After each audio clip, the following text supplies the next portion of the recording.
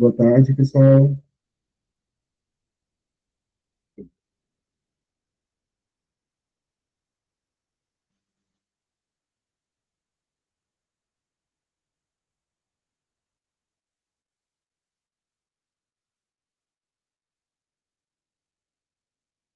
Estamos online gravando. Boa tarde a todos.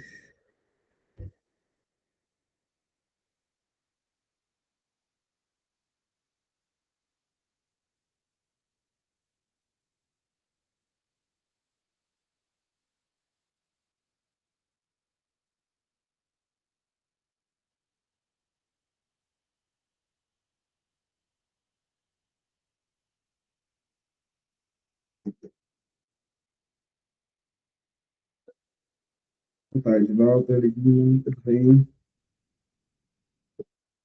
Satisfação receber vocês.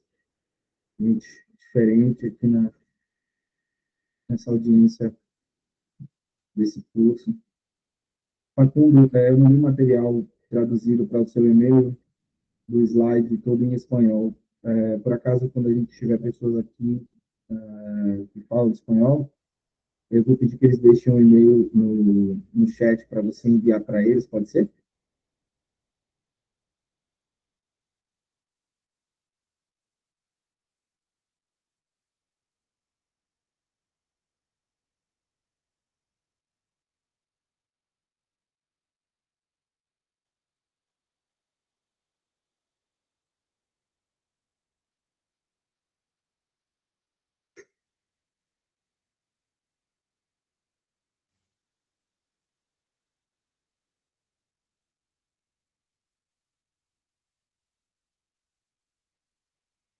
Agora, você me ouve melhor agora? Ok. Muito melhor. Estava com o microfone da webcam. Ótimo. Eu estou fazendo a moderação, tá, Facundo? Só para você saber. Consegui entrar aqui com a conta. Boa tarde, Adriana, Bruno, Vitor. A gente tem sempre uma tolerância, né, para a gente começar essa atividade. Eu dou esse tempo porque tem gente que está entrando às 9 da noite também, em outro fuso.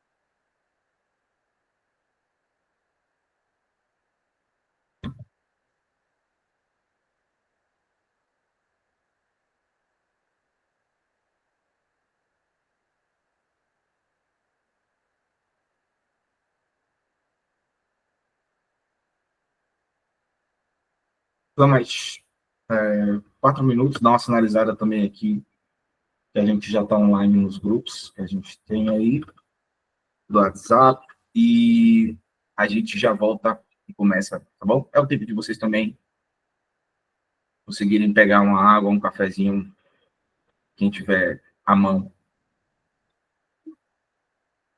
Voltamos já.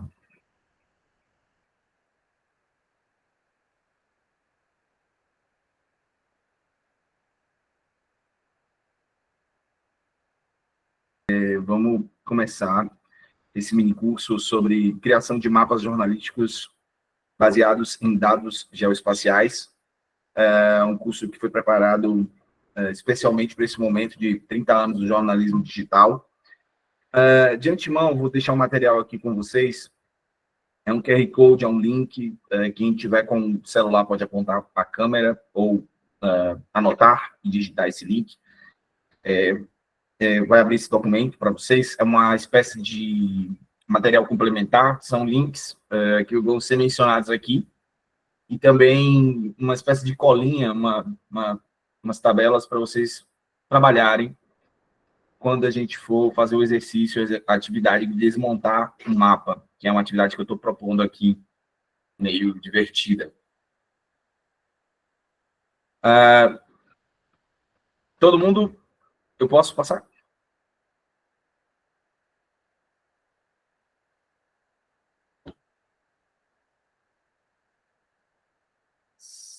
Acho que pode. Ok.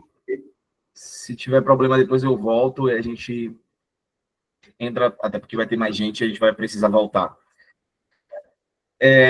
Bom, eu me chamo Antônio Heleno Caldas Laranjeira, sou pesquisador do GEJOL, faço doutorado, sou orientando da Suzana, bolsista CAPES, e faço uma pesquisa sobre cartografia jornalística, um tema um tanto não desbravado no Brasil, mas com muitas interseções pelo mundo. Nos últimos 60 anos tem muitos estudos interessantes sobre isso, e eu sempre falo que é uma área que a gente não aprende, né? A gente se forma como jornalista, tem a fotografia, tem lá até a infografia, mas a cartografia não entra como uma linguagem do rol do nosso escopo, né?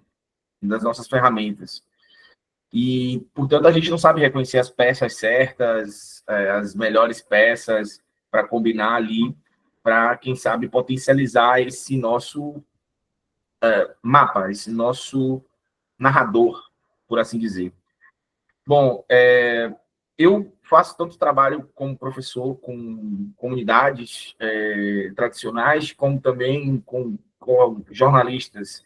Então, por isso, fiz uma carreira um pouco nessa linha de advocacy e jornalismo, respeitando essa fronteira que nem sempre é tão delineada, é uma coisa meio diagonal, que entra, em alguns momentos, o advocacy entra no jornalismo, o jornalismo entra no advocacy, mas sempre trabalhando com coletivos que têm um compromisso muito interessante. Nessas fotos, por exemplo, minha última viagem a Santarém, no Pará, na UFOPA, a convite do curso de arqueologia, vejam vocês, para quê? Para ensinar a contar histórias com mapas. Justamente, a gente sabe contar histórias, eles sabem encontrar artefatos que a gente não enxerga, por assim dizer, ou não entende, e eles querem contar essas histórias. Então, a foto abaixo foi na redação da Mangue, lá em Sergipe, treinando aí, portanto, vários jornalistas para fazer uma cobertura eleitoral com mapas, a gente vai ver exemplos aqui adiante. Então, essa vida de freelancer é um pouco minha carreira aí, tem o meu currículo para quem quiser também depois trocar uma figurinha lá no LinkedIn. Bom, o que são dados geoespaciais? De cara, a gente fala que tem 30 anos de jornalismo digital, mas 20 deles, né, 2/3 aí dessas 3 décadas, estão marcados pela presença da geoinformação na web, né, o que a gente chama de GeoWeb. A partir de 2005, isso surge, traz, portanto, tanto os sistemas de informação geográfica, ou GIS, da sigla em inglês, quanto o GPS, que é um pouco mais popular, o sistema de posicionamento global, que, combinado com o GIS, permite, por exemplo, a criação do Uber e todas as plataformas que vêm nessa onda de uberização, que envolve muito a ubiquidade, e também as imagens de satélite, né, que são as imagens de radares de abertura sintética, ou SAR, da sigla em inglês. Então, esses 3 tópicos, em especial, eles me interessam. Tanto os mapas, os sistemas de GIS, quanto também o GPS e o SAR. Então, eu, digamos, triangulo aí o que a gente entende hoje como GeoWeb e o que o jornalismo usa principalmente, né? Tem outros tipos, por exemplo, como LIDAR ou LiDAR, que são imagens de subsolo. Então, o pessoal da arqueologia usa, a gente do jornalismo não usa, mas, enfim, existem outras geotecnologias, né? Essas, pelo menos, são as três que nos cabem nesse curso, a gente vai explorar. E isso se tornou rotina, assim, pelo menos para jornalistas de dados. E a gente observa que isso configura o que a gente pode entender como dados geoespaciais. Então, toda vez que a gente fala de dados geoespaciais ou geodados, ou até mesmo geoinformação, entendam como, basicamente, essas três formas, esses três jeitos de ver o mundo, o espaço geográfico, né? GPS, GIS e SAR. Isso promoveu uma mudança radical nos modos de narrar e entender o mundo para várias ciências. E não é diferente para o jornalismo. Isso traz, assim, elementos gráficos, né, geométricos, que representam, que interpretam, melhor dizendo, elementos geográficos. Então, essa interpretação dos elementos materiais em gráfico interessa muito ao jornalismo. Vegetação, solo, águas, urbanização, são camadas diferentes que a gente tem acesso com esse tipo de dados e que cria, enfim, narrativas, como a gente vai ver aqui. E o que são mapas jornalísticos? Aí, diferenciando dos dados geoespaciais. Os mapas, eles são considerados ativos estratégicos e estilísticos, ou seja, de estratégia de estilo, né, do ponto de vista informacional e estético, que servem para fornecer proximidade e assegurar precisão com base no espaço geográfico. Todos os mapas, eles requerem confiabilidade nas fontes. Então, é sempre importante dizer que, conforme dados fornecidos por mapeadores, seja do IBGE ou da comunidade indígena, por exemplo, a gente vai ter mapeadores de confiança. Então, a gente vai usar aquele mapa porque a gente confia nas pessoas que fizeram aquele mapa. Ele está mais atualizado, ele é mais objetivo, enfim, a gente vai observar isso nos próximos exemplos também. As narrativas espaciais são aquelas que se identifica teoricamente assim, que tem a reportagem ou a notícia com análises geoespaciais. Então, não basta ter um mapa, não basta colocar lá um mapa para significar uma ilustração, por exemplo. Tem que conter uma análise geoespacial para a gente estar chamando isso de narrativa espacial, ok? E esse ativo, ele tem servido para inovar, para experimentar, e isso vai da ponta a outra, né? Da criatividade à crítica. Vamos passar alguns exemplos, que eu acho que vocês querem muito ver, né? Que a gente pode chamar de uma linha histórica, assim, esses mapas jornalísticos famosos. Com certeza, esse aqui a gente já viu no próprio Seminário GeoGeo esse ano, e em outros anos também, porque ele não é novo, né? Ele é de 2012, que é o Snowfall, uma história que se inicia com a peça principal, que é uma imagem de satélite, nitidamente, só que vista de um ângulo 3D que se move. Então, tá aí um vídeo, né? Não é necessariamente uma imagem de satélite que se colocou como interativa, que você pode ir e voltar, por exemplo. É um vídeo, ele está passando. A narrativa é linear. A gente vai ver outros exemplos, por exemplo, em que a gente usa essas imagens, mas a pessoa pode pausar, enfim, ela pode fazer outras coisas aí, navegar diferente. Então, só para mostrar como o Snowfall foi inaugural nesse sentido. Em seguida, vamos falar de uma coisa mais recente, que é um exemplo do Engolindo Fumaça, do Infamazônia, que tem ali 4 mapas para explicar a queimada, a fumaça, a respiração e a internação. São 4 etapas que, junto com a Fiocruz, os jornalistas trabalharam os dados e compuseram essa reportagem que traz aí um especial, né, com várias outras que a Folha de São Paulo também circulou. Então, só para dar esse exemplo de mais um uso de imagem de satélite presente em um caso premiado e brasileiro também, né? Não é só nos Estados Unidos que a gente vê isso. Aliás, não é mesmo. Outro exemplo do Brasil, que também é premiado pelo mundo, é o No Epicentro, que é uma reportagem da agência Lupa, em parcerias, né, que ganhou uma dimensão muito grande na pandemia, em que se desenha uma simulação de um raio de pessoas mortas em volta da sua localização atual. Então, isso é personalizado, né? Esse raio não é igual para todo mundo mesmo. Então, de fato, uma atualização de dados também constante, o que foi muito requerido durante a pandemia, que era acesso aos dados, mas com uma visualização que sensibiliza, que toca de outra maneira. Não necessariamente realistamente, mas realisticamente. São coisas diferentes. Aqui a gente tem um outro exemplo, que foi a inundação do Rio Grande do Sul, numa reportagem do Washington Post. Aí a gente volta para outro exemplo fora do Brasil, mas reportando uma história nossa, né? Então, como é que foi essa inundação do Rio Grande do Sul colocada lá nessa região dos Estados Unidos em milhas, né? Que é a unidade que eles usam e não quilômetros. E a gente percebe aí como uma sobreposição em escala dá essa noção da área inundada, né? Em todo o estado da Virgínia ali, passando, enfim, pela costa, quase a costa dos Estados Unidos. Ou seja, é uma coisa também realista, né? É como se a inundação começasse ali onde, digamos assim, o rio deságua, né? Que é justamente a foz, como aconteceu também com Guaíba. Então, aqui é uma outra reportagem que a gente vê esse exemplo de simulação, mas para dar uma dimensão para outro país de uma tragédia que não está acontecendo nele, né? Por sinal, a repórter é brasileira, do Washington Post. Aqui um outro exemplo brasileiro, que é o Futuro Exterminado, em que a gente tem uma localização diferente, aí de pontos, né? Não necessariamente um raio, não necessariamente a gente vai ver ali uma imagem de satélite, aqui a gente está vendo a ficha mesmo de crianças que tiveram seu futuro exterminado, também uma matéria muito forte, com dados sensíveis coletados pelo Instituto Fogo Cruzado, que desde a sua origem faz esse trabalho de geolocalização como referência no Brasil, em termos de base de dados de fonte não necessariamente policial do Estado.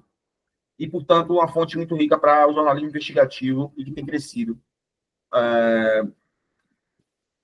Um último exemplo, para a gente também entrar na nossa atividade, é essa reportagem, que traduzindo seria o título, abre aspas, uma citação de um soldado que diz: nós ficamos viciados em explosões. E o Bellingcat, lá da Holanda, fez essa reportagem sobre um dossiê, na verdade, sobre os ataques, localizando os vídeos e identificando aonde essas explosões aconteceram. Aqui não são ataques necessariamente de bombardeios, ok? São implosões, explosões de lugares quando o exército já está em terra. Então, é para a gente ter uma noção também das táticas de guerra, né? Elas são diversas, e a forma de exibição disso nas redes sociais, enfim, por parte desses soldados, né? As histórias que vêm aí por trás de alguns desses vídeos que viralizaram mais fortemente, todas localizadas, né? E, enfim, um design que a gente também percebe que é de rolagem, né? Que a gente também vai observar aqui adiante, que lembra, vamos pensar lá no primeiro exemplo, o Snowfall, que já vinha nessa linha de storytelling, né? Então, você rola enquanto a história se conta. Nem tudo é storytelling, né? Tem também o story doing, e a gente vai ver isso aqui adiante. Mas, passando para a nossa atividade, assim, eu vou antes falar um pouquinho dos aspectos fundamentais dos mapas jornalísticos. Eu chamo fundamentais porque, na verdade, a gente vai trabalhar isso como fundamento mesmo, assim, para quando a gente for para a nossa pauta, né? Quando a gente vai tanto criar um mapa, quanto, como eu falo, desmontar também, ou seja, analisar esse mapa. Então, são critérios que eu uso para o meu trabalho de doutorado e que podem, evidentemente, sofrer algumas alterações ainda até o fim, mas é uma construção que já está pavimentada, assim, por várias testagens mesmo, né, com o meu corpus. Então, para começar esse framework, essa primeira tabela, que está lá no material complementar de vocês, como todos os links dessas reportagens que eu passei também, e eu exibo aí uma ideia de formato cartográfico e descrição. Bom, ponto a ponto seria, né, aí cada um desses formatos um tipo específico, né, de necessidade que você tem. Então, se você vai usar um mapa de pontos, para dar o primeiro exemplo, você está destacando a posição geográfica de um evento, local ou objeto. Perceba que nem tudo é evento, nem tudo é só o local, às vezes é o evento que acontece naquele local, não é uma coisa fixa, não é um restaurante, é uma coisa que está lá sempre. E, às vezes, é um objeto esquecido, né? Um monumento, enfim, um artefato, alguma marca da cidade, um grafite. E não só da cidade, né? A gente fala da cidade pela nossa cultura urbana, mas, enfim, de qualquer território. E quando a gente fala de mapa de rotas e vai avançando para o mapa de raios, redes, a gente percebe que, de fato, o mapa de rotas é quando a gente quer mostrar um caminho. Um caminho é diferente de 2 pontos. Assim como um raio, um círculo em volta de um ponto central, também é diferente. Cada um vai querer e requerer da gente um pensamento, que lá na ponta a gente vai ver que é um raciocínio, né? Ou seja, você usa esse formato porque você quer admitir lá na ponta um raciocínio, ou seja, você quer que as pessoas assimilem aquilo do mapa, você não quer que elas assimilem outra coisa, você não quer confundir, né? Porque também é muito fácil confundir com mapas. Poucas pessoas falam isso, valorizam muito a ideia da legibilidade, da coisa, da legitimidade, né? da coisa oficial que o mapa traz, uma voz científica e tal, mas é muito fácil também não conseguir informar com ele e ficar só na superfície dele. Então, aqui esse curso é justamente para a gente avançar nesse nível que é tão pouco explorado e que, enfim, que bom que vocês estão tendo essa oportunidade. Então, a mesma coisa, você segue a ideia de mapa de redes para você construir uma hierarquização de conexões que, por acaso, pode começar num ponto e se ramificar para vários outros. Percebam, isso não é um mapa de rotas, porque não necessariamente porque existe uma rede de lugares que se conectam, como comércios ou, enfim, crimes, isso vai ter necessariamente um conhecimento sobre a rota. A rota é uma precisão mais específica que, por exemplo, para uma reportagem sobre mobilidade, vai fazer toda a diferença. Você pode dar uma linha reta para uma pessoa que não faz uma linha reta, ela viaja fazendo curvas. Então, literalmente, a forma, ou melhor, o formato cartográfico vai querer dizer alguma coisa, vai querer descrever alguma coisa. E o mesmo segue para o mapa de poligonais, uma coisa que é muito comum na política, né? Você vê aquele mapa de poligonais com as cores que representam quem vence e quem não vence por estado, né? Ou por país, ali naquelas disputas globais também, de alianças políticas e tal. Enfim, os ortogonais, que são aqueles mapas, como a gente viu lá, do caso do Snowfall. Então, é um exemplo ali de ortogonal, de uma imagem 3D, mas que é uma imagem de satélite, que visualiza essa paisagem geográfica com modelagem tridimensional dos sólidos. Os de símbolos, que são aqueles que usam realmente de gráficos, né? Às vezes pode ser um grafismo muito particular, muito artístico, para representar características específicas, né? Eu penso sempre assim, um mapa dos carurus, o mapa dos acarajés. Então, o que você faria em Salvador que teria símbolos, né? Do mesmo jeito, um mapa de picos. A gente vai ver um exemplo de mapa de picos aqui, que a gente representa estatisticamente uma distribuição espacial dos dados na forma de barras tridimensionais. A gente vai ver isso num exemplo prático, que esse é um pouco mais difícil de se ver por aí. E o mapa de manchas, que é mais comum, a gente identifica aqueles padrões de áreas de concentração, determinados fenômenos, o clima, né? O mapa do clima talvez seja o mais visto, mais lembrado nesse sentido. E aí vamos talvez para o ponto que é mais chave, assim, que são as finalidades jornalísticas, né? Então, que finalidade que o mapa vai ter? Isso é uma decisão que você tem que tomar lá na pauta. Então, o mapa ele pode servir desde a ilustração, que só vai ali visualizar os dados geográficos para ajudar numa compreensão ou numa contextualização, como funcionando como uma representação gráfica, sem necessariamente ter base em dados, algumas vezes. Então, isso é uma ilustração, certo? É bom diferenciar, porque você pode ter uma finalidade no jornalismo de ilustrar mesmo. Então, você usa ali o mapa. Beleza. Mas não quer dizer que você está trazendo dados, né? É só uma ilustração. Só para pontuar esse primeiro, que é o mais polêmico dos tópicos. Depois vem outros que fica muito mais evidente, né? Por que usa mapa? Porque você tem uma finalidade de comparação. Então, você utiliza o mapa para comparar modos temporais de eventos geográficos. Então, como a gente falou ali da enchente do Rio Grande do Sul, como era antes, como ficou depois, né? Apuração, que a gente também facilita a investigação, e muito, né? Quando a gente tem uma compreensão dos eventos complexos, dessa forma geoespacial, né?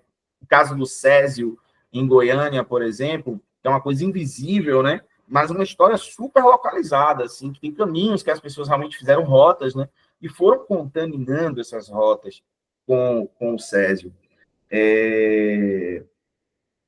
Só para dar um exemplo também, né?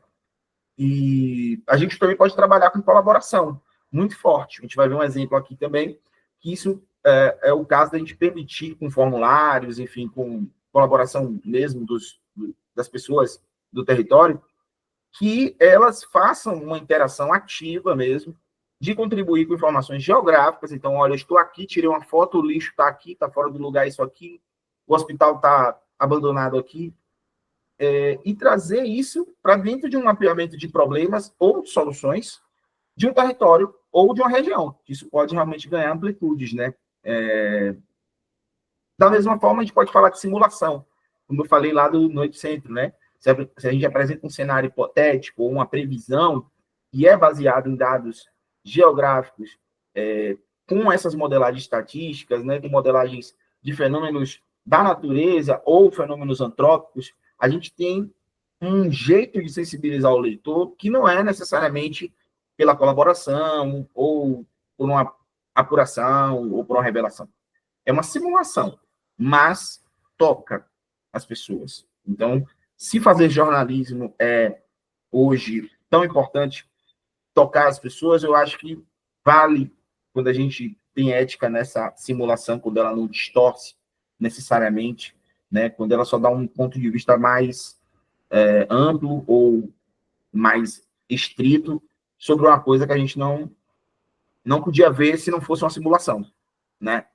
Enfim, e a revelação, por fim, que eu acho que também tem um fator muito forte, a gente percebe isso no jornalismo investigativo no Brasil e no mundo, de expor informações ocultas, como a gente viu do Bellingcat e tal, e pouco conhecidas sobre o espaço. E aí faz toda a diferença falar o espaço, porque a gente está falando realmente geograficamente, né? Como que os dados periciais ali, né? Criminalística e tal, envolvida toda a ciência estatística e criminalística, vai te dar a possibilidade de argumentar em grandes cortes, muitas vezes, sobre os fatos. Um exemplo, o projeto Amazon Underworld, que está agora vencendo aí vários prêmios pelo mundo, porque está revelando esse submundo, né, de crimes na Amazônia. Então, também aí mais um exemplo de como é importante mapear, que é uma chave para o Amazon Underworld, porque, enfim, é o mapa desses grupos armados por município, principalmente concentrado nas fronteiras, que vai fazer o entendimento chave, assim, dessa história que para a gente é tão difícil, né? Quem não é da Amazônia, principalmente, entender um lugar tão grande. Bom, outros dois últimos quadros para a gente fechar e partir para a nossa atividade prática. Então, estejam atentos, porque a gente vai usar todos esses quadros. Que são as características digitais, esses eu vou passar mais rápido, porque dá para a gente ler também e entender, né? As características digitais dizem respeito a esse cariz digital que predomina no caso dos mapas incorporados a essa reportagem guiada por dados, considerando aí 8 possibilidades. Então, existem aí variáveis dentro dessa característica que você pode ter ali, identificar, características, perdão, no plural. Interatividade, multimedialidade, instantaneidade, memória, hipertextualidade, personalização, ubiquidade, imersividade. A gente tem que considerar cada uma dessas variáveis quando a gente vai fazer o mapa. O que é que ele vai permitir? Então, outro ponto é o recurso de mídia, que se complementam, né? A gente vai ter que dizer que tipo de linguagem vai ser utilizado para estruturar o mapa. O mapa ele converge texto, áudio, vídeo, até outros mapas. Então, a gente tem que pensar como a gente vai estruturar. Vai ser um mapa que, clicando, vai abrir texto? Vai ser um mapa que não vai precisar clicar e já vai abrir texto? Vai ser um mapa que vai ter um monte de fotos ou um monte de áudios? Vai precisar clicar ou vai arrastar para o lado para ouvir? Então, pensar os recursos e as características que são de cara que a gente tem que pensar, a gente vai para o último quadro, que é o da decisão, que vai ser talvez decisivo assim, para a originalidade do trabalho, que é o design da narrativa e o raciocínio socioespacial. Bom, o design começa nessa formatação que conduz ou induz a visualização pelos mapas na apresentação dinâmica do conteúdo, considerando 4 possibilidades, que é o que eu identifiquei olhando para vários mapas e desmontando eles, né? Foi assim que eu aprendi o que eles tinham, né? Foi desfazendo eles mesmo. Narração, estruturação, imersão e navegação. Essas 4 variáveis do design da narrativa vão dizer respeito a storytelling, story doing, story immersing e scrollytelling. Então, a gente está falando aqui de termos que está muito dado já para o pessoal do web design e não está tão dado para o pessoal do jornalismo, pelo menos não da maioria. Jornalista de dados, talvez. Então, a gente já tem que pensar ali de cara, se a gente vai dar uma narração, um storytelling, a história vai ter um fio condutor. Ela começa e a pessoa vai seguindo. Começo, meio e fim. Só tem aquele caminho para ver a história. Já o story doing, não. Depende. Você pode começar pelo fim da história. Ah, como é isso? Dá para fazer isso? Dá. Vocês vão ver aqui. Story immersing. Eu não tenho exemplos no caso, mas a gente tem exemplos que a gente vê por aí de pessoas que, né, utilizam QR Codes, por exemplo, para contar histórias de lugares. E você coloca um óculos, ou não necessariamente você pode apontar uma câmera, né, e ter também a realidade aumentada.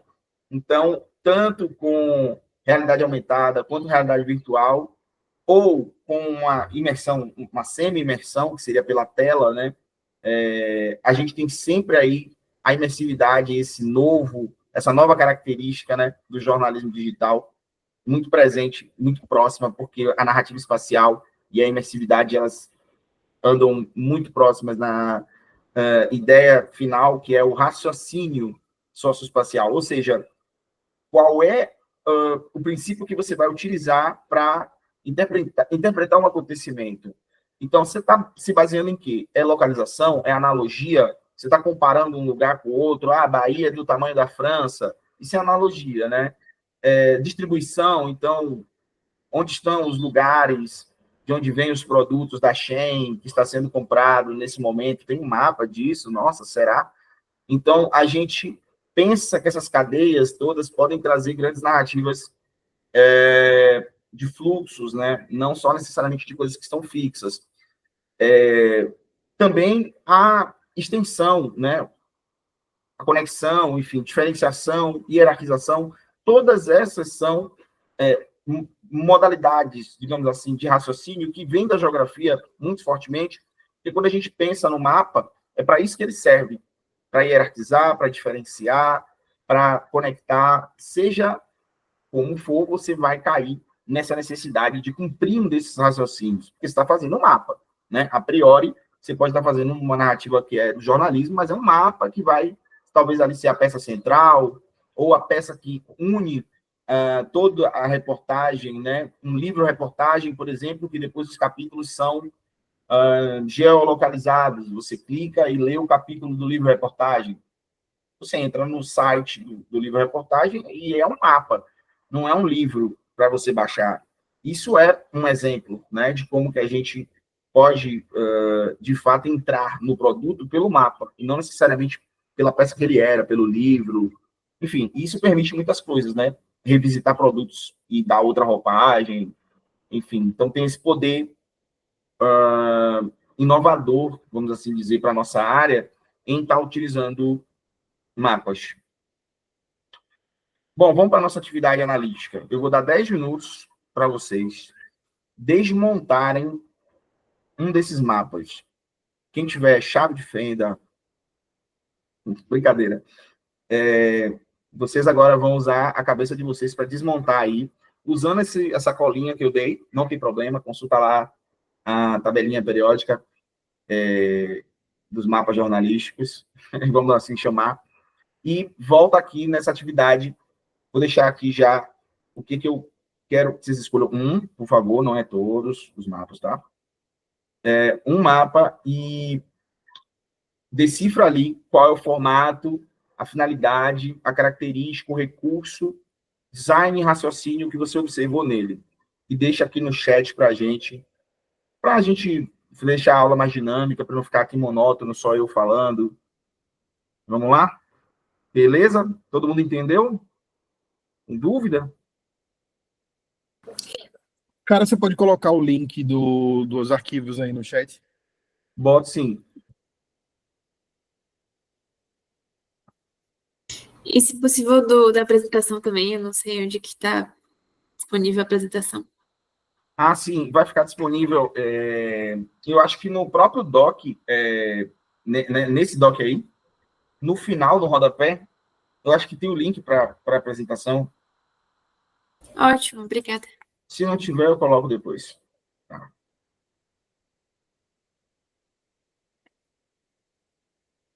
Tudo bem?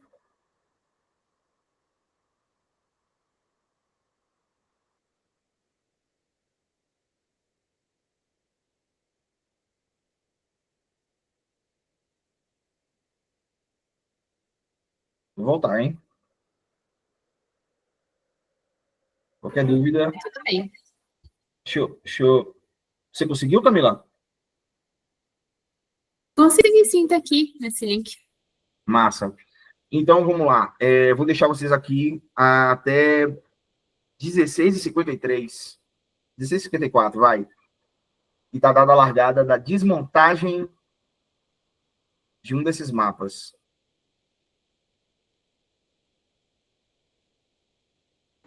Dúvidas também, só falar, tô aqui, viu?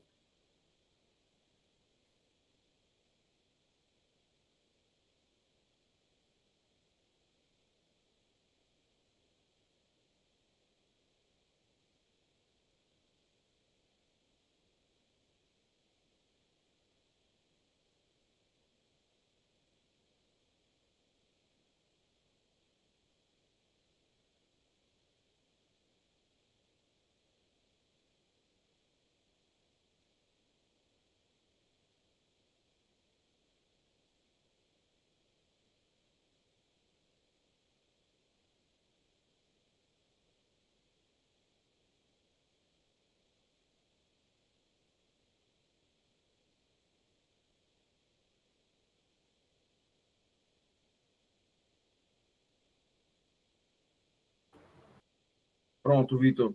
Aí, ó, para todo mundo, o link da apresentação. E dentro da apresentação, vocês conseguem o hiperlink para o documento também, para o material complementar. Obrigado, Facundo. Facundo nos auxiliando.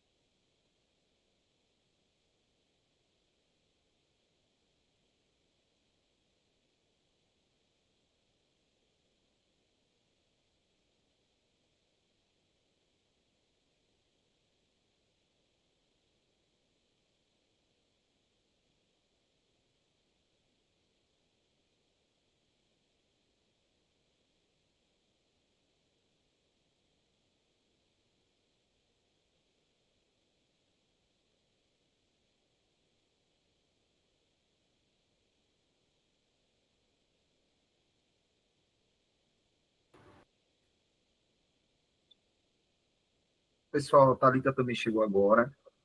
A gente está nesse momentinho aqui da atividade, que cada um está aí dando uma analisada em cada um desses mapas e dissecando, desmontando ele, avaliando formato, finalidade, características, recursos, design e raciocínio.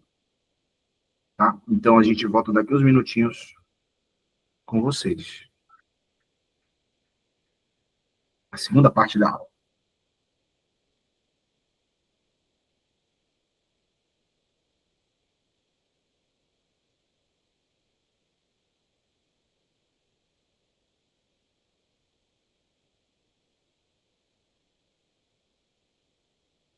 É pra gente escrever no chat? Pode ficar à vontade. Se você quiser falar, eu também acho ótimo. Eu coloco a ideia do chat, porque tem gente que prefere anotar, mas se você quiser, pode falar o seu. Qual você escolheu? Já acabou o tempo? Pode.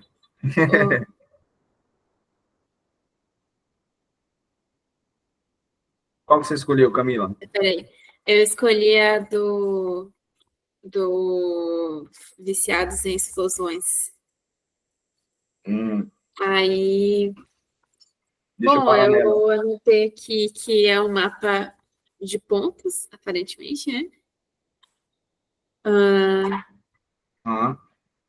E que utiliza, e que é de apuração ou de revelação.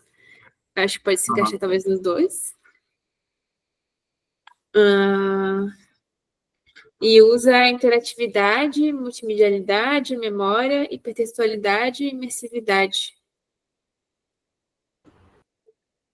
Aí eu coloquei que os recursos são textual e visual e usa recursos de narração. Basicamente, todos esses recursos aqui de padrões comunicacionais, eu acho que utiliza, né? Narração, estruturação, imersão, navegação. Acho que todos eles acabam aparecendo. Exatamente. Eu achei legal assim, você ir pontuando, porque até para situar assim, né, na prática, assim, a Thalita que chegou agora, assim, para a gente não deixar ela sem pegar esse início.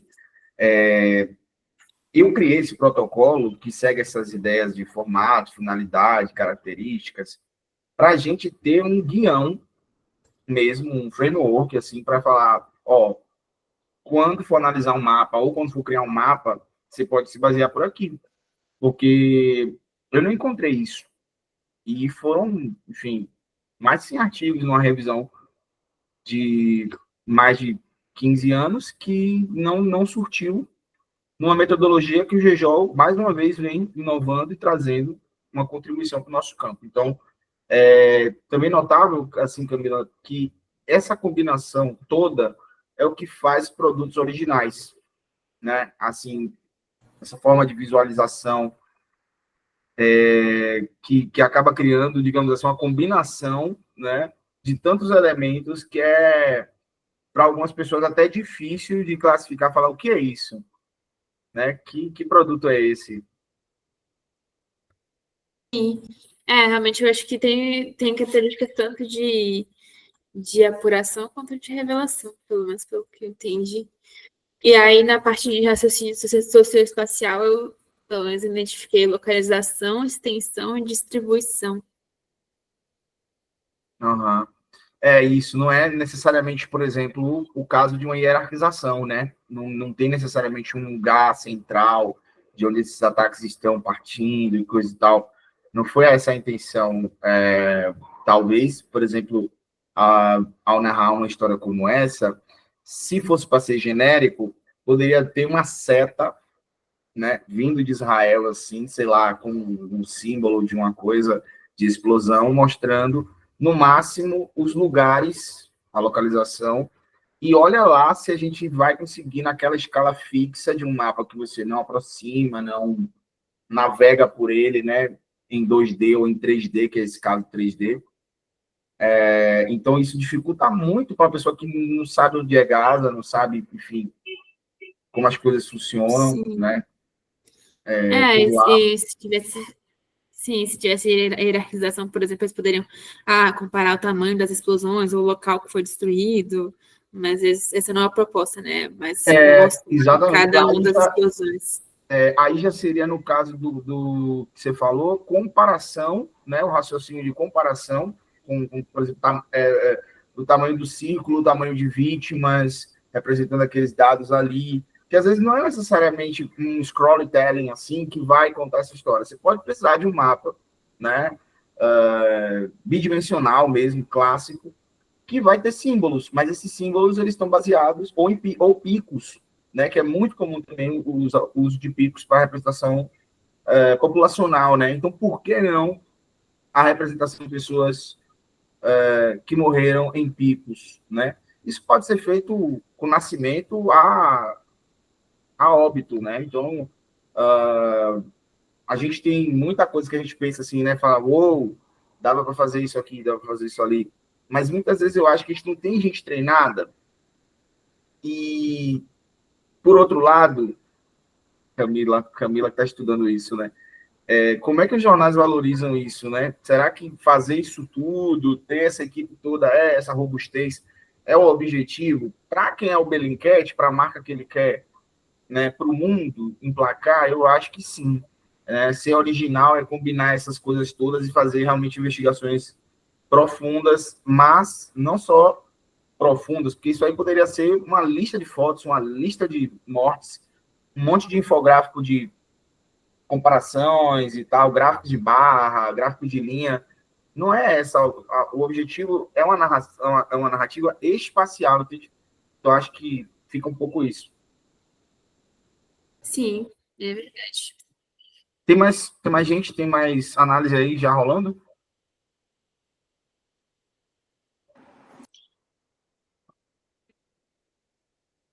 E aí, pessoal, tudo bem? Victor. Eu fiz uma aqui do Futuro Exterminado, né? O formato mapa de pontos. Confere? Desculpa, Victor, não te ouvi bem. Qual que você escolheu? O Futuro Exterminado. Certo. Deixa eu abrir aqui. Pode falar. Eu coloquei aqui mapa de pontos, finalidade, ilustração, colaboração e apuração, talvez alguns de uma forma mais evidente. Características, memória e hipertextualidade. Eu fiquei ainda com receio de marcar o nível de interação, porque eu acho que é muito limitado, na verdade. Recursos textual, locativa e visual. O design eu fiquei na dúvida sobre o que sinalizar, e o raciocínio não cheguei a marcar aqui não ainda. Faltou esse aqui. O raciocínio, até para a gente que é jornalista, eu acho que é sempre um pouco mais difícil de editar, porque eu acho que é a última coisa que a gente pensa. Na verdade, eu botei localização aqui. Localização. Porque, assim, são várias coisas que às vezes são combinadas, né? Como a Camila falou assim, por exemplo, aí tem uma coisa que beleza, é um mapa que localiza, né? Ele vai ter esse efeito de ilustração, tá assim, visto. Só que na faixa do que a gente considera, digamos assim, a granularidade dos dados, ele está muito além de uma ilustração, porque tem gente que usaria, se fosse o caso de uma ilustração, de fato, assim, um mapa com um monte de pontos aleatórios, com fotinhas de bebês ou íconezinhos de bebês, qualquer coisa para dizer que aquele é um mapa ilustrativo de, sabe, crianças que tiveram óbito. Então, de fato, aí ele vai numa base que são pessoas que enviam esses dados. Acho que é importante, que eu acho que talvez não tenha frisado isso. Todos esses dados eles vêm de fonte cidadã. Então, assim, ele não passa muitas vezes pelo filtro da Secretaria de Segurança Pública do Rio de Janeiro, e você clica e abre a ficha que tem a idade da criança, o nome dela, o contexto, se a bala foi de bandido ou foi de polícia. Então, ali naqueles pontos é laranja e azul, porque tem casos que foi bandido e casos que foi polícia, né? Então, para você ver que o trabalho deles é requer um tempo e uma gama de pessoas de fato colaborando que é difícil de se ver nesse esforço por aí no jornalismo brasileiro, né? Mas você está certíssimo, assim, uma localização que é um ponto que muitas vezes a gente fala que no jornalismo esse tipo de mapa é o porque, digamos assim, ele vai, de fato, te dizer se tem, às vezes, uma casa que a água já voltou, já se restabeleceu a conexão de água, e outra rua ao lado ali que mandou dizendo que a água não voltou. Então, a gente sofre problemas assim em Salvador, né? E a gente tem muito pouco jornalismo que faz esse tipo de solução, de ouvir as pessoas e saber se a água já voltou na rua delas. E toda vez que tem uma adutora que rompe e a gente nunca vê a localização dessa adutora, nunca vê uma foto dessa adutora, é o grande mito do jornalismo das notas da Embasa, no caso da gente, da Bahia, né? Mas, enfim, é só para dizer também que nem todos os dados são assim fáceis e muitos deles deveriam ser fáceis, né? Assim, pelo menos imageticamente, eu penso que uma adutora se romper, um tubo de água que deixa de abastecer uma cidade se romper, deve ser uma imagem forte, né? Para a TV não ter isso é muito estranho. Professor, só para falar que tem uns comentários no chat. Assim, Walter Levino também, ele entrou aqui com um comentário sobre o futuro exterminado também. Formato de pontos, apuração, aí você vê essa visão, né? Como eu falei, de apurar, característica, interatividade e hipertextualidade, recurso textual e visual, design e navegação, justamente nessa coisa de ir navegando, né? Não é uma história que está estruturada também. Então, ele é meio story doing, né? Localização e distribuição como raciocínio. É isso, essa coisa que eu ia falar. Obrigado também pelo comentário, Walter. Walter é de Sergipe, né?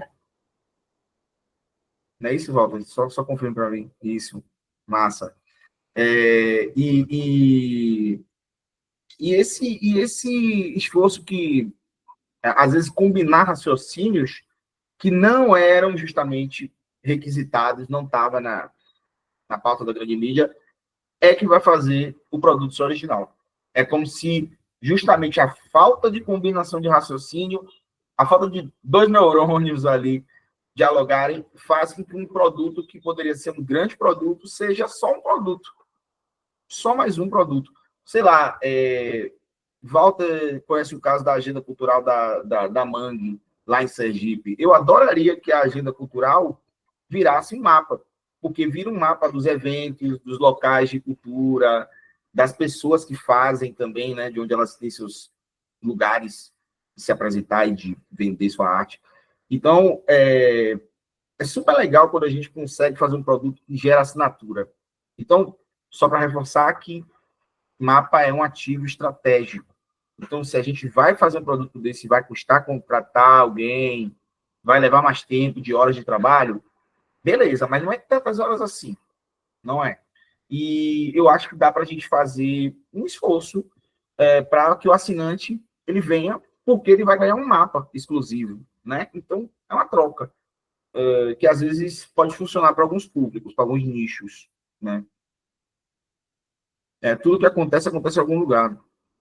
Sempre cabe um mapa. Pois é, eu tenho visto algumas coisas que têm me feito pensar muito, assim, porque eu venho dessa construção, dessa certeza, né, desse requisito, assim, não, todas as coisas acontecem num lugar, mas tem muitas coisas que a gente para pensar, assim, que acontecem nas redes sociais, acontecem nesses ambientes, e que ganham manchete, né, um story gravado, não pelo lugar onde ele foi gravado, mas pela pessoa, né, pelo status e tudo mais. Então, nesse mundo louco que a gente vive, que a gente prioriza tão mais a internet, né, esses delírios do mundo conectado, do que o mundo real, parece que as coisas, na verdade, não estão acontecendo em lugares geográficos, né? Elas importam não pela proximidade, às vezes, né? Então, fica muito recalcado, talvez, o jornalismo em não conseguir alcançar, né, essa vontade, que eu acho que todo mundo tem, de fazer uma cobertura que a pessoa diga, poxa, isso me interessa porque é perto de mim, eu quero ir, ou eu não quero passar lá, né? Mas, enfim, faz parte de construir narrativas sobre a cidade também, né? Muito forte com mapas jornalísticos. Eu vou trazer um exemplo. Se a gente não tiver mais ninguém nessa atividade, eu vou trazer um exemplo aqui já adiante. Tem mais alguém? É porque faltou um monte de gente, eu não sei o que aconteceu. Fiquei até intrigado. Mas acho que não, né? Tinha a Thalita, chegou, mas eu vou até seguir para a gente conseguir envolver mais todo mundo nisso. Bom, esse trabalho que eu fiz foi para a Agência Mural, quando eles estiveram aqui em Salvador, e a gente fez uma reportagem na pandemia sobre os ambulantes aqui do bairro que eu moro, que é a Liberdade, mostrando como eles estavam tentando driblar a redução de clientes e a maior concorrência, né? Aumentou o número de ambulantes na rua e tal. E aí, pô, eles não aparecem no Google Maps, né, galera? Então, vamos colocar ele no Google My Maps, vamos fazer um mapa, sim, uma ferramenta de produção de mapas simples, né? Aqui é um mapa pessoal, então é um mapa que você compartilha com os amigos, é um mapa que você usa para sua viagem. Muita gente aí já deve ter visto o My Maps. Eu nem vou colocar o My Maps no rol das plataformas que eu indico hoje. Ele é bem de princípio mesmo assim. Pode-se usar coisas bem melhores para se fazer mapas no jornalismo. Mas aqui, desmontando ele, observe que é um mapa de pontos.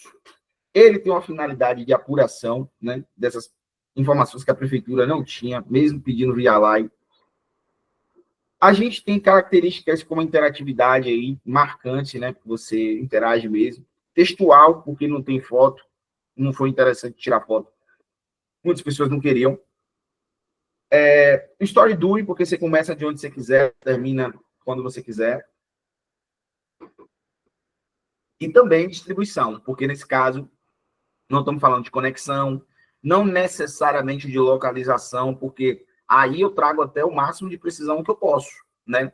Andando pela rua, mapeando eles, arrumando os pontos, meio que harmonizando, né? Na coisa que no design a gente fala muito bem em termos de vetores. Então, a gente tem que harmonizar os dados, mas está o máximo de precisão possível, combinado com imagem de satélite e a olho, né, na rua. Então, para vocês verem como é que eu fiz esse trabalho aí, eu tive que pensar desde a pauta, né, em fazer esse mapa.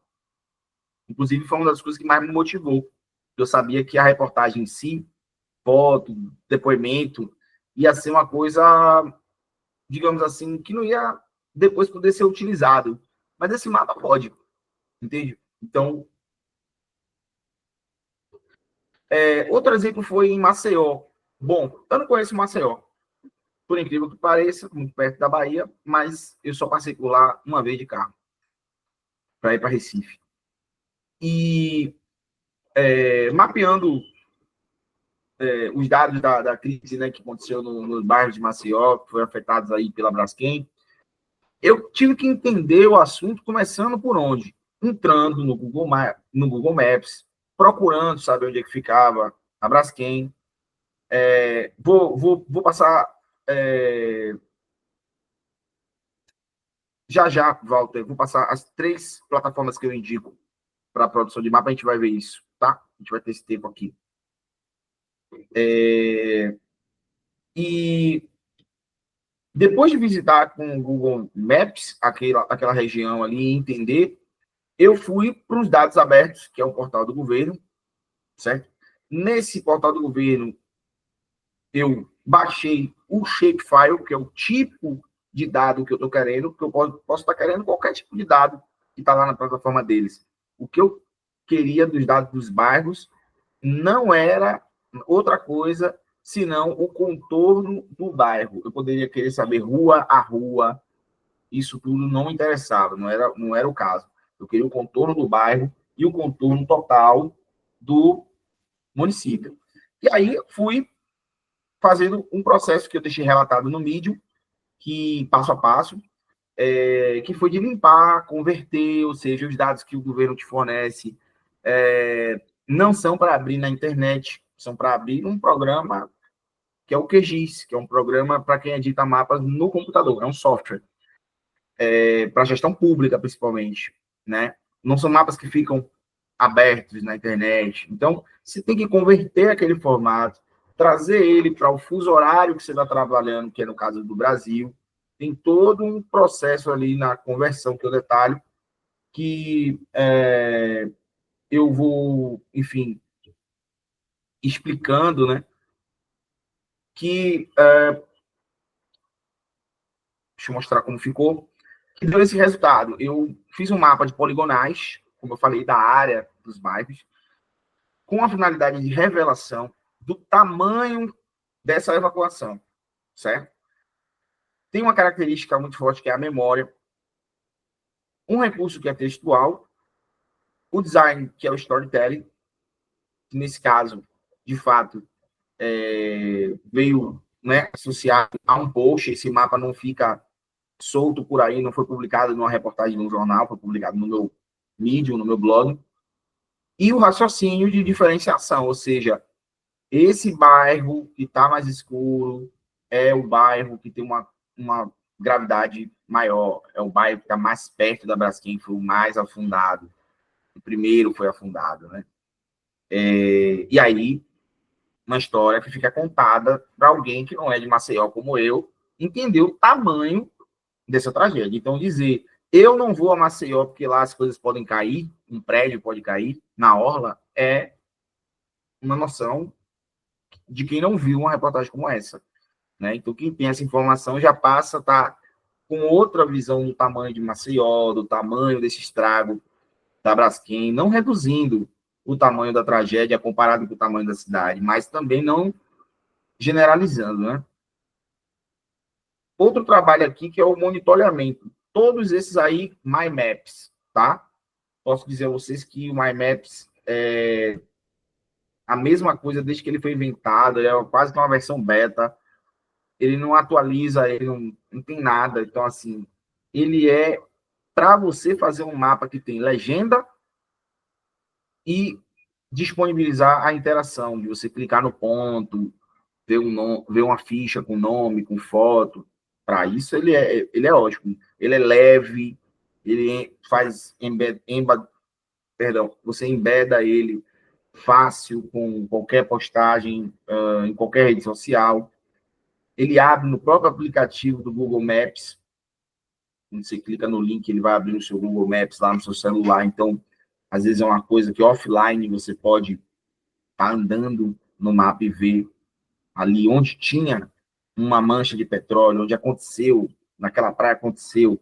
E foi o caso do Nordeste, que aconteceu aquela tragédia de 2019, né? A gente ganhou o hackathon da NASA em segundo lugar na categoria global com essa iniciativa, um software que não vale nada, mas que é para vocês verem que software não quer dizer nada, o que quer dizer é a ideia, quer dizer a possibilidade de tirar um PDF do IBAMA e transformar num mapa que as pessoas podem clicar, ver se foi uma tartaruga morta, se foi uma tartaruga viva, que foi resgatada ali, que foi o caso da camada de dados de fauna, né? Porque vocês percebem que são várias camadas, né? Aqui na legenda, na esquerda, e várias informações à medida que você clica. Então, para as pessoas se situarem se a gravidade foi média, alta ou baixa, e para elas também mandarem. Então, por isso tem essa coisa da interatividade e da colaboração como uma finalidade, e a ideia aí é que as pessoas também usem o mapa. Aliás, a maioria só usa, quase ninguém manda nada, mas é preciso dizer que isso é feito, e que isso está aberto. Porque, na verdade, as pessoas acabam descobrindo que é possível fazer isso com outro assunto, com outro lugar, né? De colaborar, mandar um formulário, chega lá um e-mail para o cara pega aqueles dados da foto de localização e hoje já tem aplicativo que você faz isso com WhatsApp.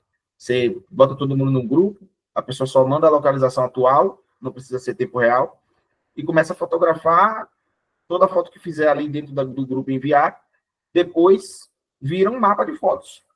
Ou seja, uma comunidade que sabe usar o WhatsApp, mas que não sabe usar um aplicativo como esse aqui, My Maps, pode fazer seu mapa. Então, só para dizer que tem tecnologias muito, muito, muito mais avançadas hoje. Isso foi muito rápido também.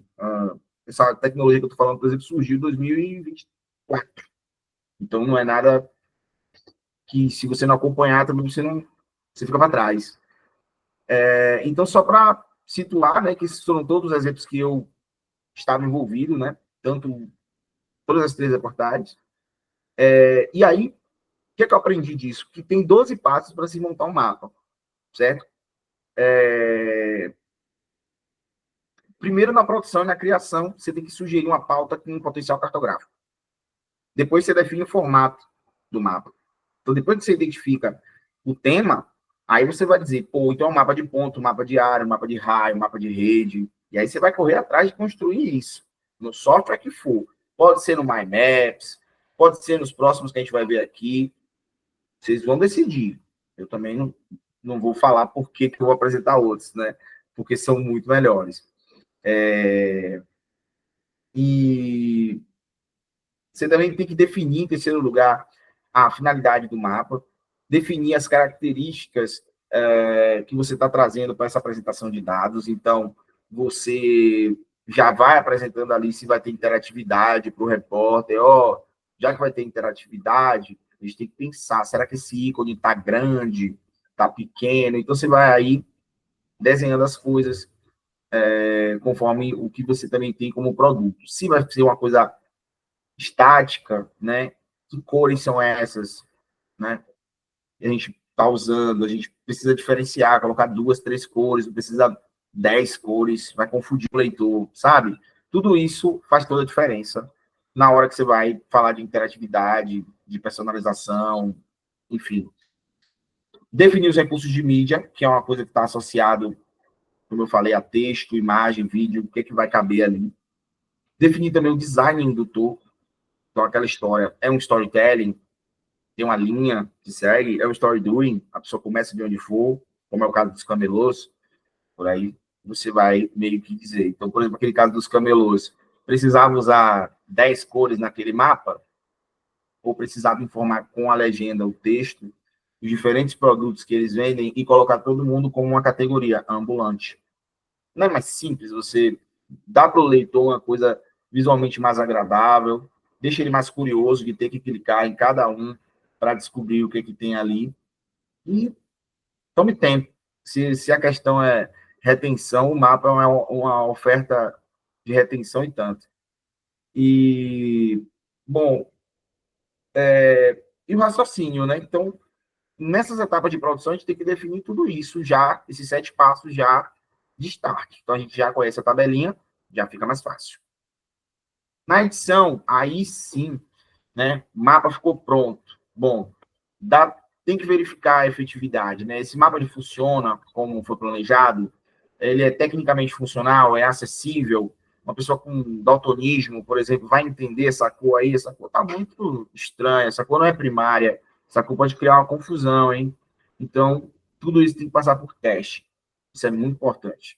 Avaliar a eficácia. Então, outro ponto, né? O 9º passo dos 12. O mapa ele comunica nitidamente a mensagem que você pretende. A audiência compreende sem dificuldade. Então, às vezes, você tem que testar. Não tem jeito. Antes de rodar, você tem que testar o produto. Com um grupo focal, com um grupo na redação. Tem que testar. Às vezes, até em casa. Com a família. Analise a eficiência, né? O mapa ele apresenta as informações de forma objetiva, sucinta, sem sobrecarga visual.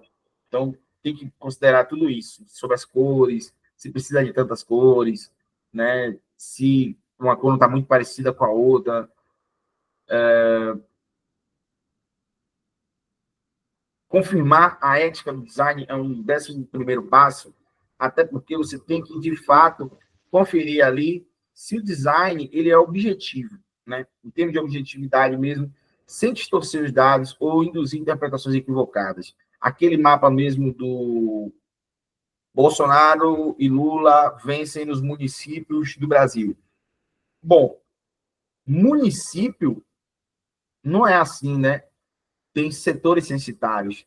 Então, tem microdados além do dado municipal. Sem falar que o tamanho do município, às vezes, ele é enorme, em termos geográficos, mas ele não tem uma população votante naquela área tão grande. Então, não dá para dizer que quem tem mais verde, ou mais azul, ou mais vermelho está ganhando, não.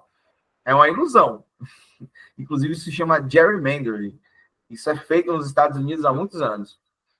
Já é uma coisa que a ciência política já estuda. Ou seja, aprendizado que o estudo de cartografia jornalística acaba trazendo para a gente de outros campos, né? Boa tarde, Adriana. Oh, que legal, de Portugal. Que ótimo. E, por fim, garanta a ética nos dados, né? Os dados, eles são atualizados, eles são confiáveis, representados de forma justa. Pronto. Avaliou isso aí, eu acho que está bom. Mas, enfim, isso é a minha interpretação da minha vida, das coisas que eu fui pensando e que eu fui construindo ao longo de um tempo para fazer esses 12 passos que, enfim, vão estar lá na minha tese, talvez bem diferente disso que vocês estão vendo aqui hoje, mas me engrandece muito poder apresentar para vocês e, né, no Brasil, para outros lugares também isso.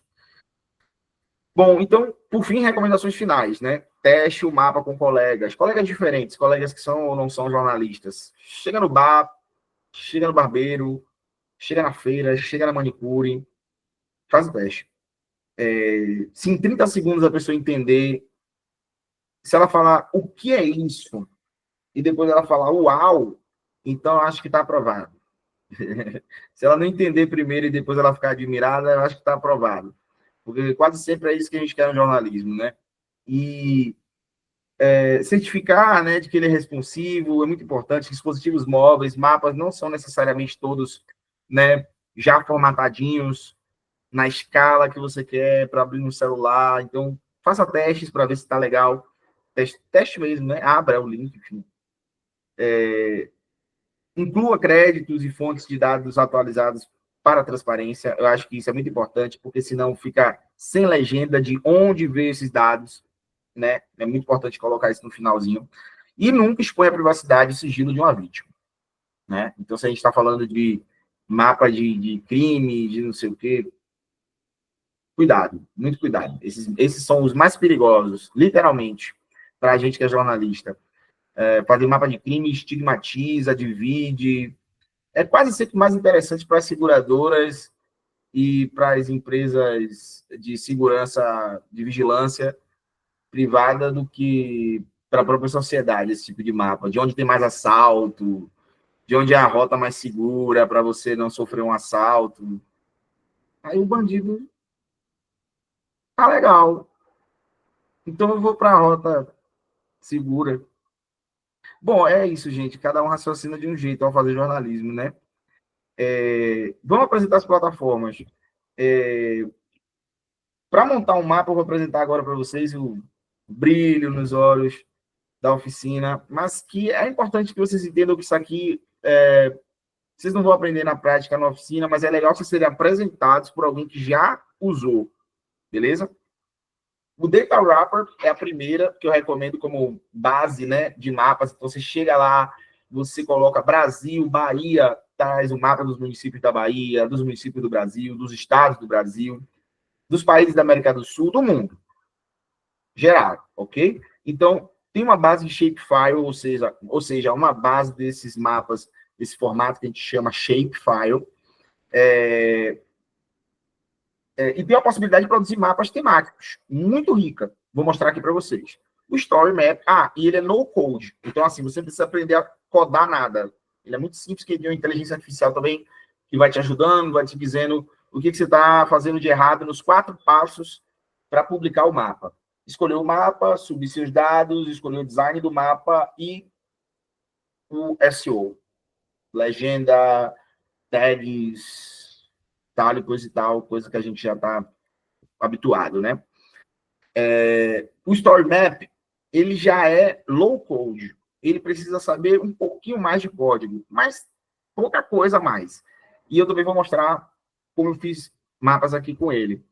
Ele é legal para relacionar mapa com texto curto, enxuto, resumir várias notícias, uma história de 30, 40 anos, como eu vou mostrar aqui, num mapinha rápido, que você mostra para a pessoa em 30 segundos e vende seu pitch. E o Google Earth, que é muito famoso para trabalhos avançados com imagem de satélite. Aqui eu vou mostrar um caso que você high code, mas vocês podem fazer isso com alguns cliques, tá?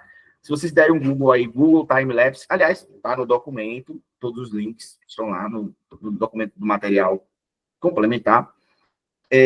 Mas se vocês derem um Google aí, em Google Time-Lapse, o que vocês vão ter é imagens de satélite de onde você aproximar no mundo por 30, 40, 50, depende do lugar do mundo. Nem todo lugar do mundo tem imagem de todos os tempos. Assim, desde que se inventou as imagens satélite, começa aonde? Vocês imaginam, né? Então, o mundo vai sendo coberto com essas fotos, literalmente. Tá? Então, Data Wrapper, eu usei com a Mangue para fazer esse trabalho do dossiê com um mapa dos milionários, onde estão os 20 milionários candidatos a prefeito, vice e vereador de Sergipe nas eleições municipais do ano passado.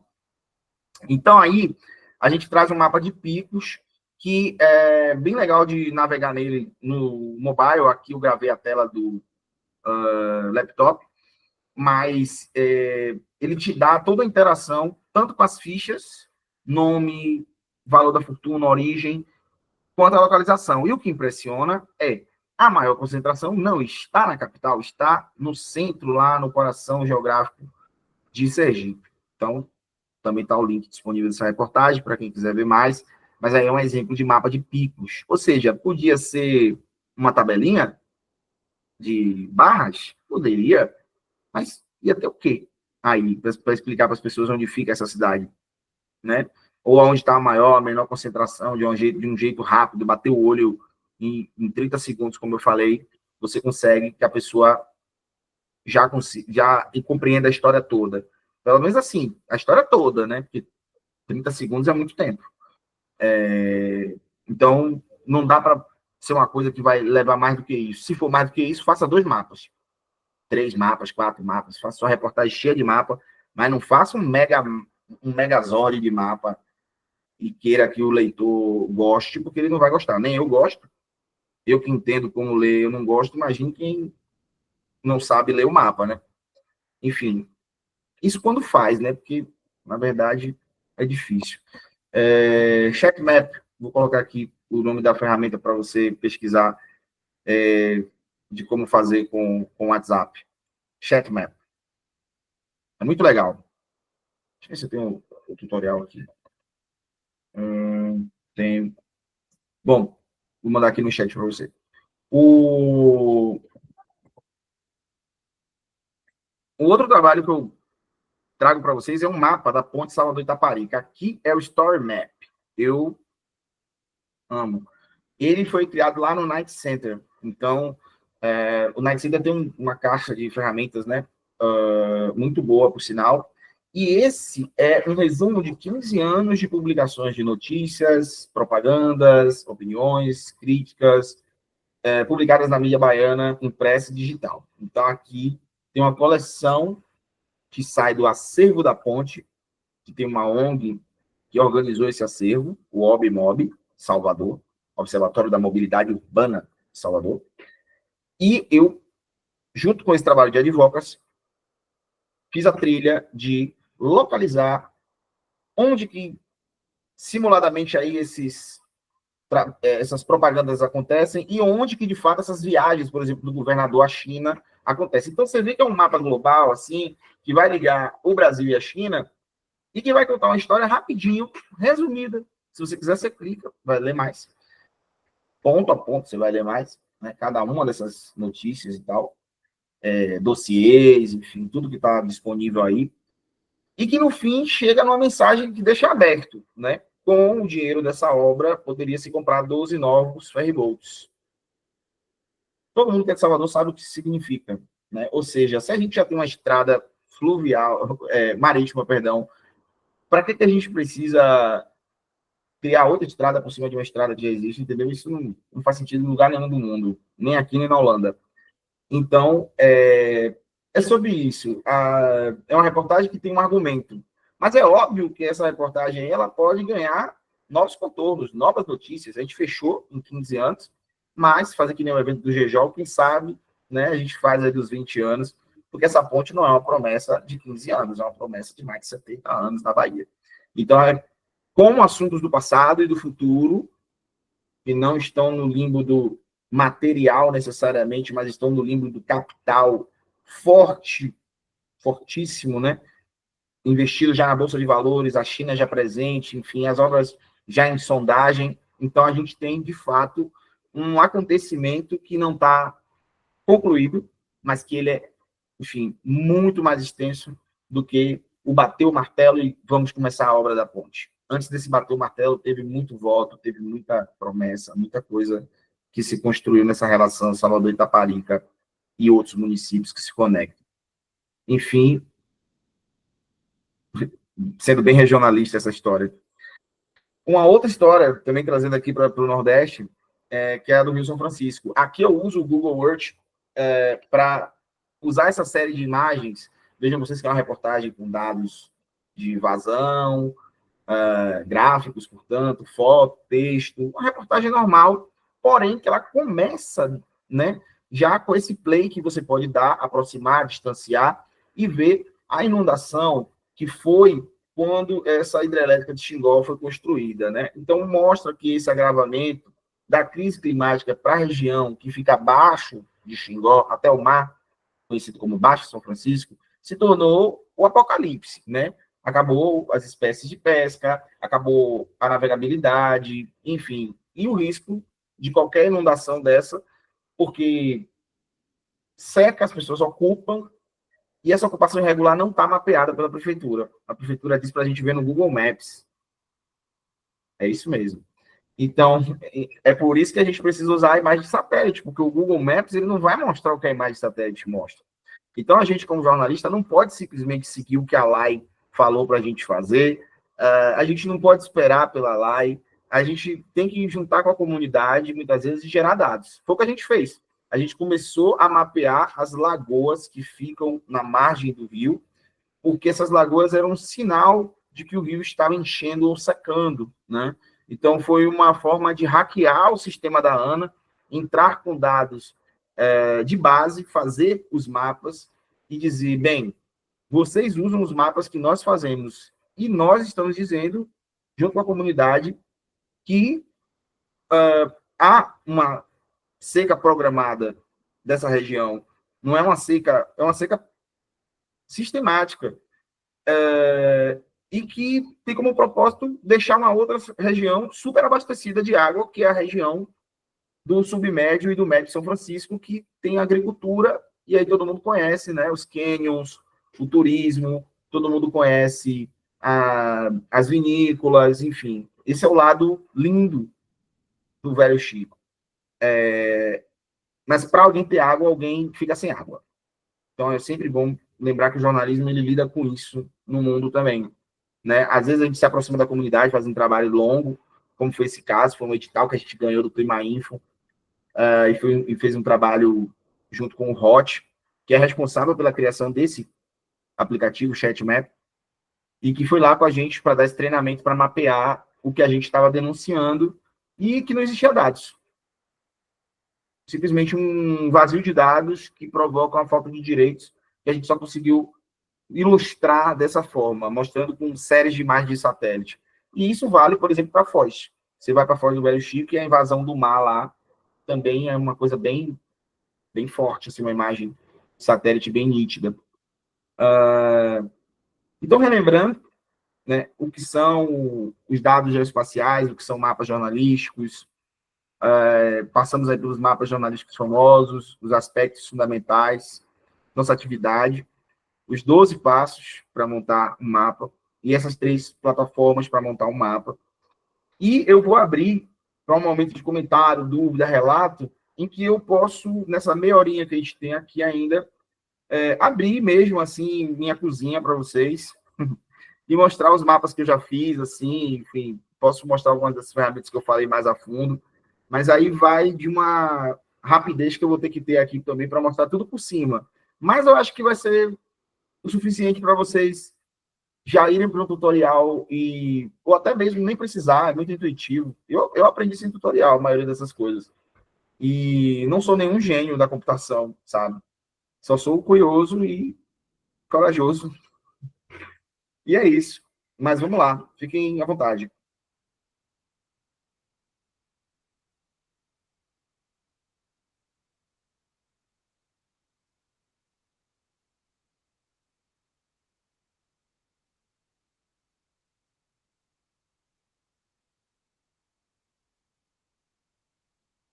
Ah, eu não sei, eu queria.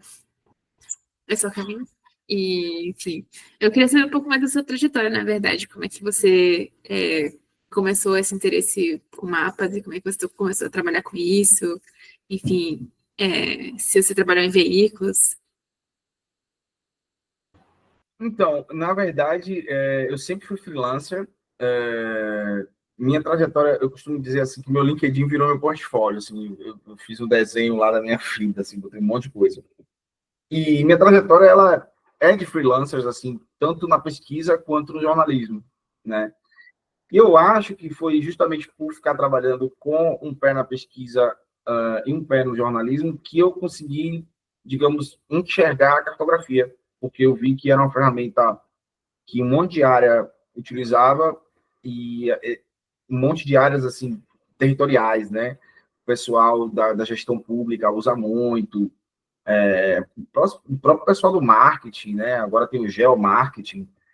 Então, me atraiu lá em 2012, quando eu soube que existia uma coisa que surgiu depois da Rio Mais 20, que foi uma iniciativa chamada Geojornalismo. Aí eu falei, que é isso, velho?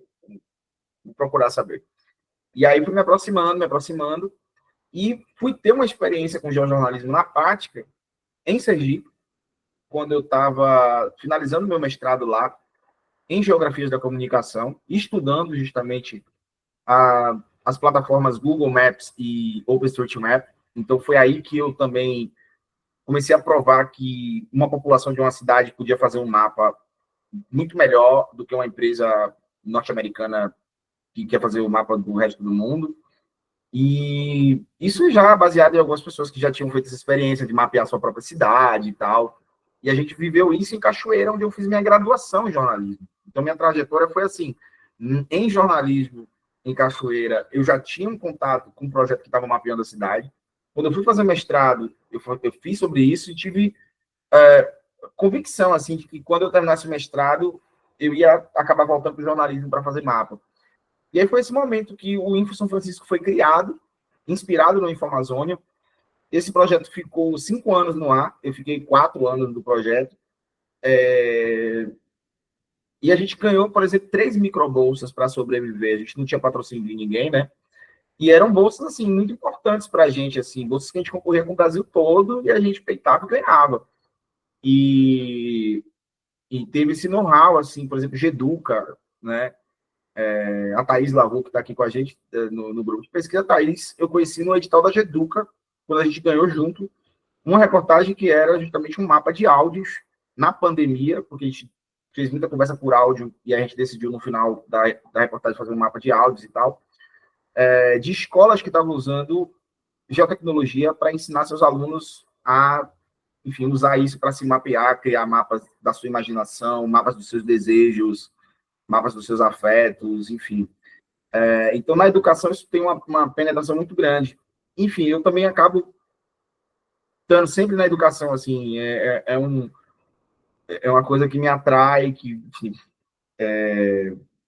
eu acho que por ter crescido com minha mãe ensinando banca, eu acho que eu aprendi muito cedo as aulas que ela dava, eu aprendi muito cedo que era uma coisa, assim, de comunicação. Então, fundamentalmente, foi por isso que eu resolvi fazer mestrado e doutorado e seguir essa carreira acadêmica de ensino. E talvez agora com esse curso, que é uma primeira versão, e quem sabe outras versões virão, adaptadas, modificadas, mas dessa formação, sabe, de criação de mapas, porque eu acho que todo mundo quer criar um mapa, quer saber como é que é o link lá, a plataforma, onde é que eu acho um tutorial que me ensina da melhor forma que você já viu, porque assim, eu costumo brincar que eu garimpo isso nesses últimos anos, aí desde 2017, principalmente para cá, desde o mestrado, virou minha fixação, assim, em termos de pesquisa. Eu não tenho um tema, pode ter vários outros temas. Saúde, eu trabalhei com o Fiocruz, mas estava lá o requisito da cartografia na pandemia muito forte.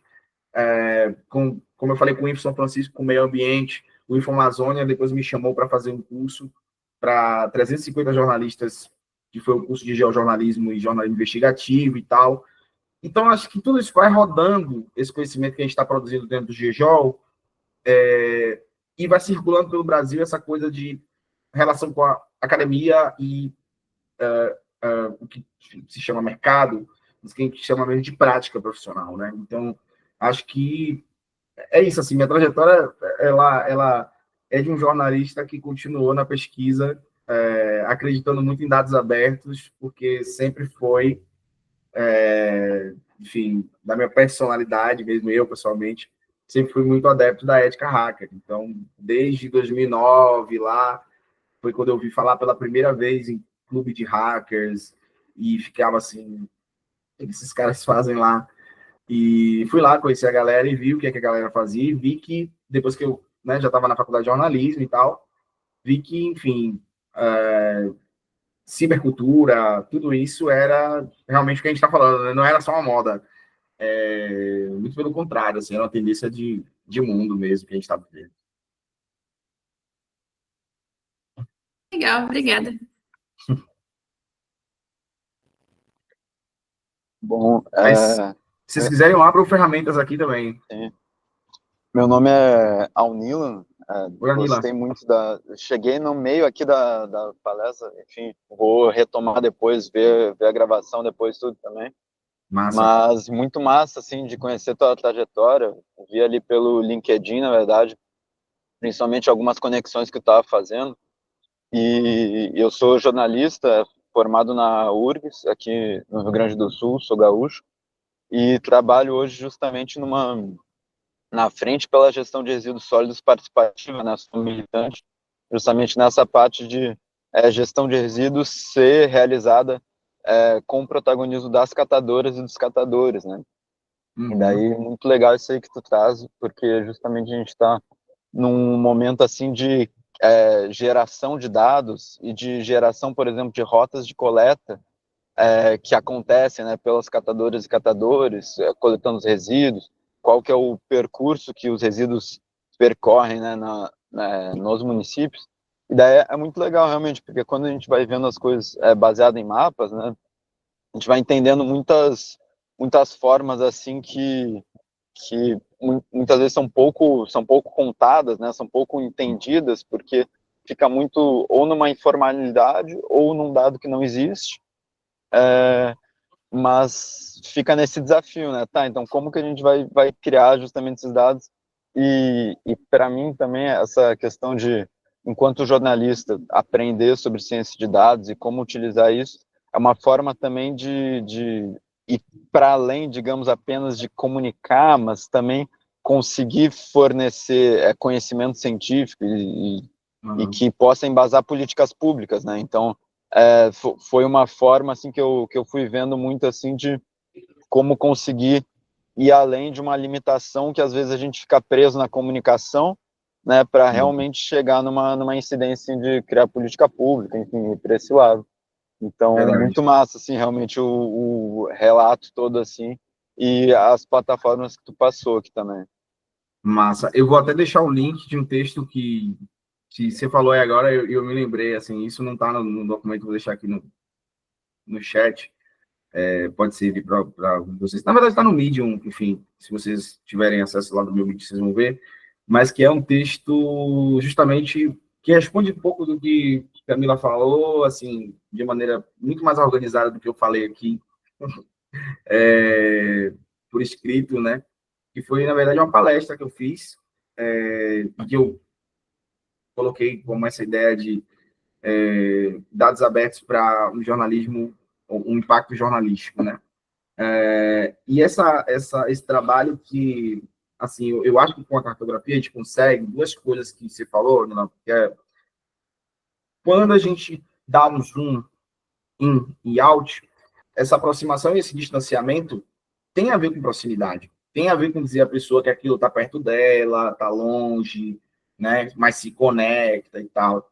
Então, aproximar ou distanciar, ou aproximar e distanciar junto, às vezes é preciso para você contar uma história, então você tem que ter mais de um mapa, às vezes mais de uma escala, né? Se ele é interativo, você explica para a pessoa que logo a seguir tem um mapa que você tem que usar o zoom para encontrar a sua rua, tal, tal, tal, entendeu? Uma coisa que fique bem, bem fácil, porque ou abra no Google Maps, né, onde você está e procura o que está mais perto de você, mas o leitor ele não pode a gente não pode julgar que ele vai entender, até porque muitas vezes nem o jornalista sabe ler mapa. Então, partindo do senso comum, a gente está muito além e nem a gente tem noção. Então, acho que é uma época que a gente está vivendo de transição entre a popularização disso e um enfrentamento de outras coisas, assim, do tipo, IA para fazer mapa, não preciso, eu peço a IA faz um mapa para mim, sabe? E, cara, a interpretação quantitativa pode até rolar, mas a qualitativa, eu já fiz uns testes e, pelo menos com o que a gente tem hoje, ainda é muito limitado. Tem que ter um software muito avançado e uma base de dados muito robusta, e normalmente isso é pago para se fazer isso. Mas, só me referindo a isso, assim, você se aproxima e distancia, que é uma coisa, que é um poder que a cartografia tem como linguagem, e um outro ponto, que é você combina camadas. Então, você pode botar uma camada em cima da outra, às vezes ligar e desligar, e ver coisas completamente diferentes naquelas fronteiras que se cruzam ali, sabe? Por exemplo, então, dá muita proporcionalidade ao trabalho, em termos de narrativa, e precisão, no sentido assim, perdão, o que eu quero dizer? Tem uma distribuição e você precisa deixar isso preciso. Então, acho que você consegue, por exemplo, né, com isso de várias camadas sobrepostas, simultâneas. Então, você só faz isso com mapa. Você não faz isso com foto, você não faz isso com vídeo.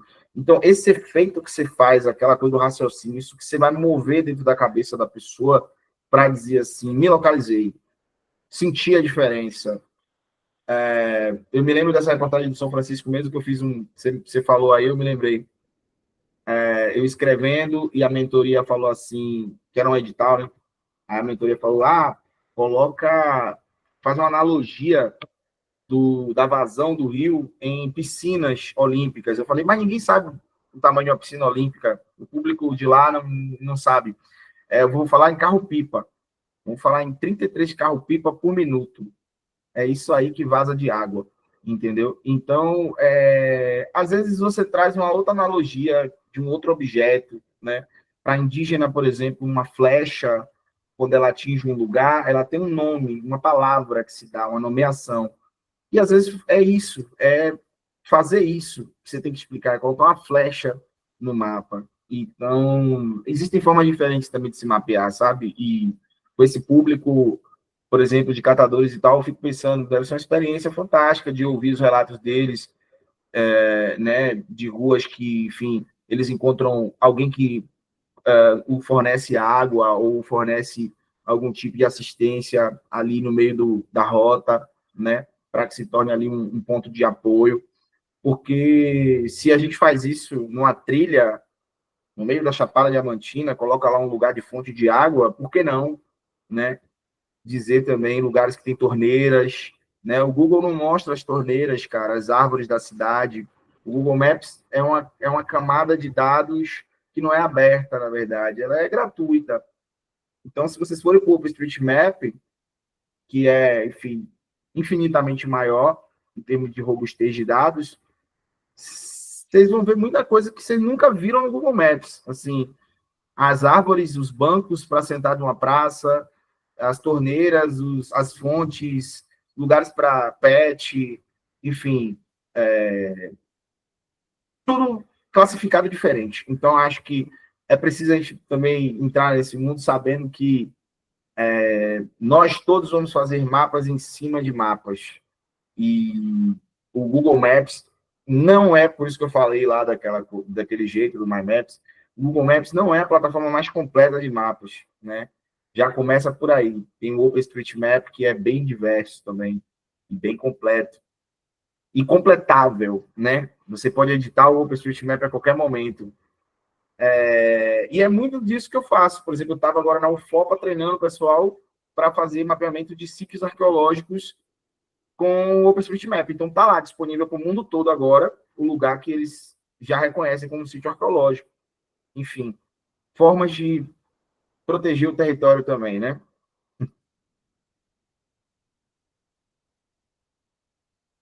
Vitor, valeu.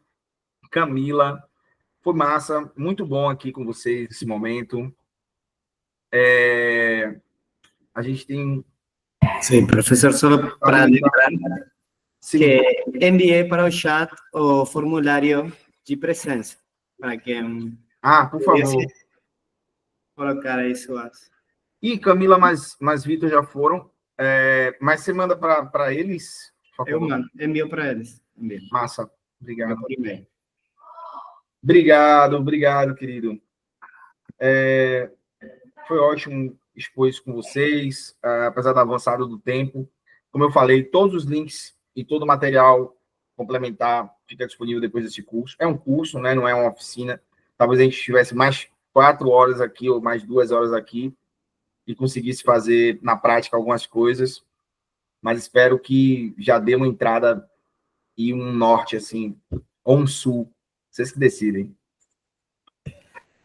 Como acessar depois?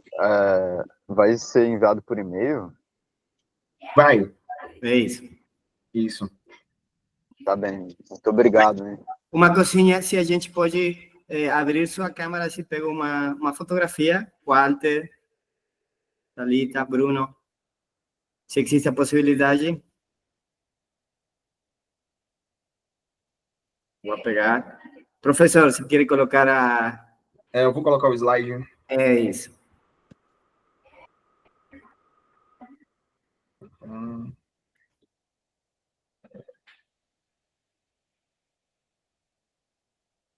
Não consigo voltar. Está conseguindo? Que pena. Não sei o que passa. Eu não consigo retornar para o... Quer que compartilhe eu?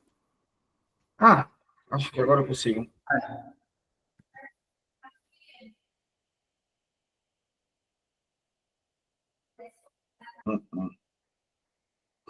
Acho que travou.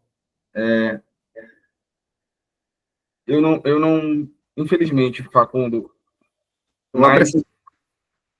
eu não estou conseguindo voltar para aquela tela da minha apresentação e simplesmente transmitir. Conseguiram ler? Agora foi, destravou. Não, estou compartilhando eu. Foi? Pronto. Vou deixar. Apresentação, né? Deixa eu só botar no modo. Aí está. Bruno, se consigue. Sim.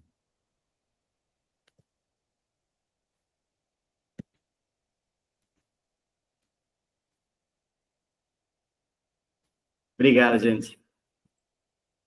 Obrigado também, Facundo. Gente, prazer. Continuamos nos falando.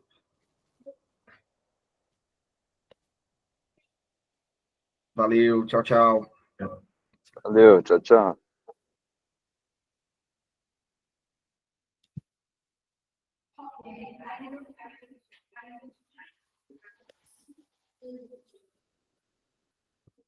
Tchau, Antônio.